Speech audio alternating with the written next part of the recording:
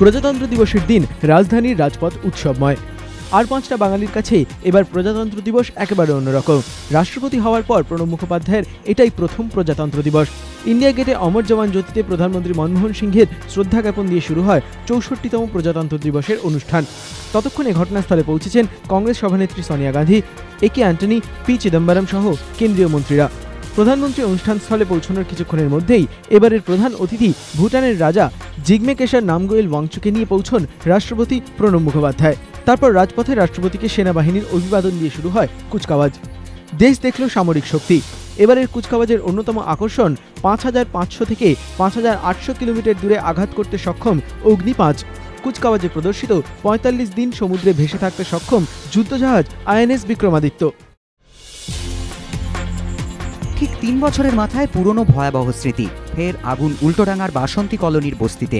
গৃহহারা বহু মানুষ, দাউ দাউ আগুনের শিখা, আকাশ জুড়ে কালো ধোঁয়া। প্রবল ঠান্ডায় দিনের আলো ফোটার আগেই ছুটোছুটি উল্টোডাঙার বাসন্তী কলোনিতে।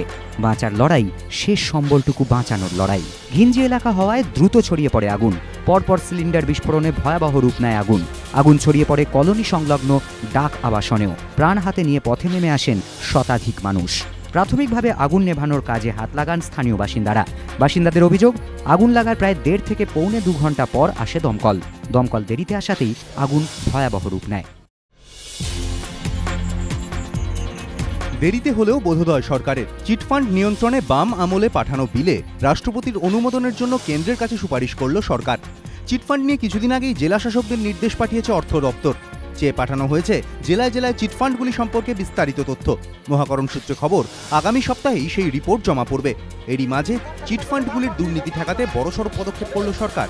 চিটফান্ড দমনে ২০১০ সালে বাম সরকারের আনা West Bengal protection of depositor interest bill ২০০৩ এখনও রাষ্ট্রপতির অনুমোদনের অপেক্ষায়। সেই বিলেই অনুমোদনের জন্য এবার কেন্দ্রের কাছে সুপারিশ করল রাজ্য সরকার।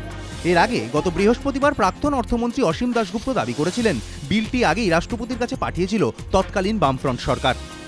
রাজ্যে চিটফান্ডগুলির দৌরাত্ম্য ঠেকাতে কোনো জোরদার আইন নেই। গ্রাহকদের হয়রানির ক্ষেত্রে ভরসা রাখতে হয় রিজার্ভ ব্যাংক বা সেবির ওপর। কোনো ক্ষেত্রে পুলিশ উদ্যোগ নিলেও আইনের ফাঁকে ছাড়া পেয়ে যান অভিযুক্ত। এই বিলটি আইনে পরিণত হলে অভিযোগ প্রমাণের পর চিটফান্ডের সম্পত্তি ক্রোক করা হতে পারে। মালিকপক্ষের সর্বোচ্চ যাবজ্জীবন কারাদণ্ডের সুপারিশ রয়েছে বিলে। এছাড়াও চিটফান্ডগুলির নজরদারির জন্য নিজস্ব পরিকাঠামো করতে পারবে সরকার।